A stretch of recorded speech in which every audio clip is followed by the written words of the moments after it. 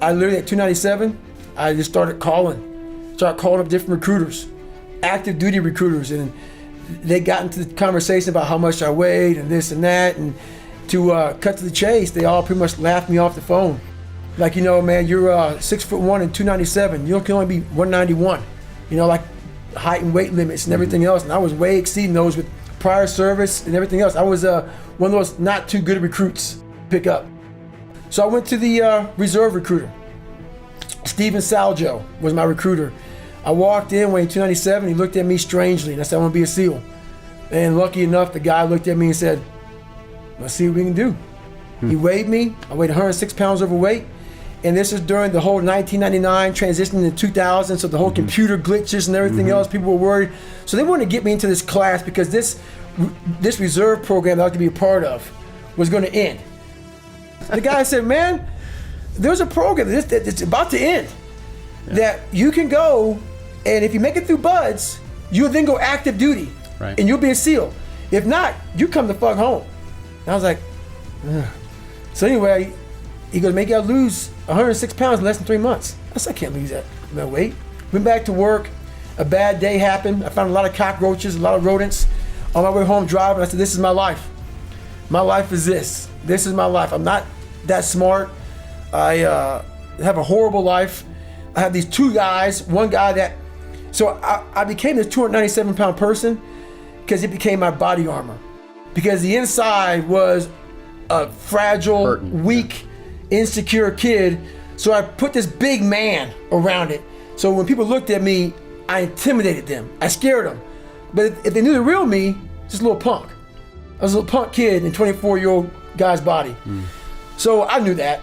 No one else did. So I tried to change my life, and it started there. I went to the recruiter's office. I went there. Bad day at work. The bad day at work made me realize I couldn't run. The first thing about it was, so I said to myself, I'm gonna run 4 miles. My first run out the gate, I'm gonna run 4 miles. I ran a mile, I ran a quarter of a mile, walked home, sat on the couch depressed. I said, man, there's no way I can do this. But what I realized though, is I wasn't gonna give up, because I already given up a million times. And I thought about, how would I feel at 50 years old if I gave up now? I mean, not to have, you know, so I kept all this stuff in my mind. And basically, I started becoming obsessed. I slowly, it didn't happen that night on the couch. Over a period of time, I started becoming obsessed with studying, with weight, with being somebody, with making people who thought I was gonna be nothing kind of like feel like shit. I became obsessed with, you have to make this right. And the only person that's gonna do it is yourself. So I became obsessed with just being obsessed. And I was a kid who kind of got the bad genes. You know, I had all these little sickly issues, all these allergic to shit. I was a little sickly kid. And it's funny how when people hear my story now, they want to put a title on me. Like, I'm superhuman. And I love it because basically it makes you feel better by putting a title on me. You can do it too. Yeah, it's a choice. It's a horrible choice. It's a hard choice. It's a lot of suffering involved. So for me to get the start line, through that start line journey, I realized, shit, I'm capable. So what happens through this whole process is the change of the mind. It's a change of the guard. Someone once owned my brain. I never owned it. I never had everybody had it. It was my dad's fault, my mom wasn't home fault. My life was, everybody had a piece of my fucking brain. And through this journey of suffering, and the suffering, I put it in because I started finding myself. And I started, oh no, I'm gonna take this fucking back from me. This part of my brain is mine now. And I started puzzling back this piece of my brain. And through that, I grew confidence, where I had this internal conversation with myself a lot. And I knew I had to make a stand. Because I knew where I was going. I knew where this road led that I was on. And I was afraid. I was afraid to make that stand. So this process was going on a long time in my mind. You know, I was afraid of this, afraid of that, afraid of this, afraid of that. I knew I had to face this shit, man. But through facing a lot of this stuff, that's what started happening to me. Through facing it, I started getting more and more courage, one thing at a time. So when I overcame the water, more courage. When I overcame the fear of myself, the fear of failure, the fear of being judged, The fear of kind of like, so in this process, I went from David Goggins, I started forming a guy named Goggins. I had to really I realized I had to reinvent a whole nother human being within myself, because who I am wasn't gonna make it. This guy is not gonna cut it.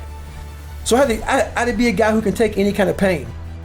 You guys have to understand that confidence is not something, and I've said this for so long, I've dedicated so many years of my life to getting this message out, but it's still not registering with a lot of people, all right? And I want to make this something that you cannot ever forget. You have to understand right now that if you wait for yourself to just naturally feel confident, and you look at other people and you see, oh, that person seems like they've really got their shit together, and they seem so confident all the time, and they always know what to do, and they always listen. You are confusing yourself out of the reality and victimizing yourself unintentionally. And here's what I mean by that. That person that you see who appears to have their shit together all the time, first of all, has probably earned the right to feel that way. Now, we all know some cocky fuckers who have never accomplished anything in their life but think they're awesome. And we see this a lot at like the lower levels, right? And it's usually the people who think they know everything and that they're so great and you know, but their life doesn't reflect it, that they are, you know, the people that think they know the most. You know, when we talk about the Dunning-Kruger effect, but basically it's a false sense of confidence because you don't really know. And right now we're seeing that a lot in society. You know, we're seeing a lot of people talk about a lot of shit that they fucking have no idea what they're talking about. So what does real confidence, where does it come from? How do we get it? And how do we make sure that we keep it? Well, here's the thing you need to understand is when you do everything you can, when you, on a daily level, and this is why I talk about win the day, when you literally execute on everything that you could and you do everything that you can, you have no other option but to be moved into a place of confidence. I can't be upset that I may have some people do better than me.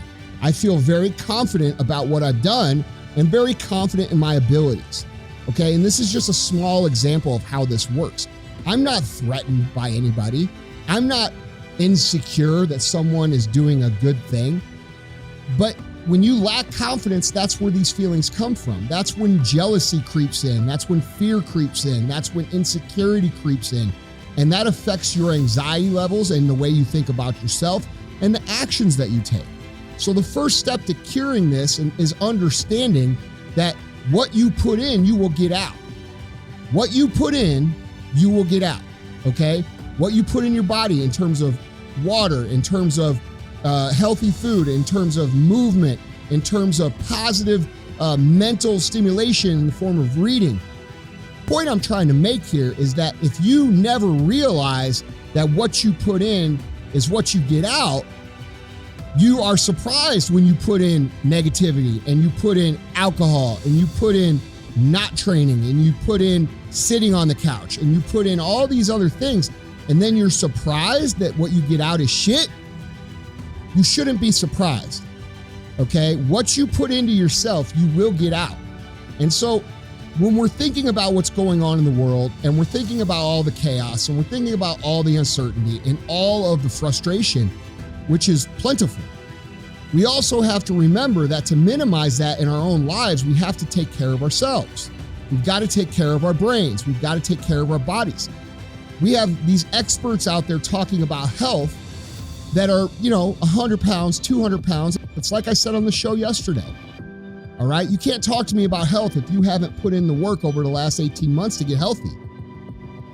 People lie. People pretend. All these people out there that you think have all their shit together, they are fucking lying.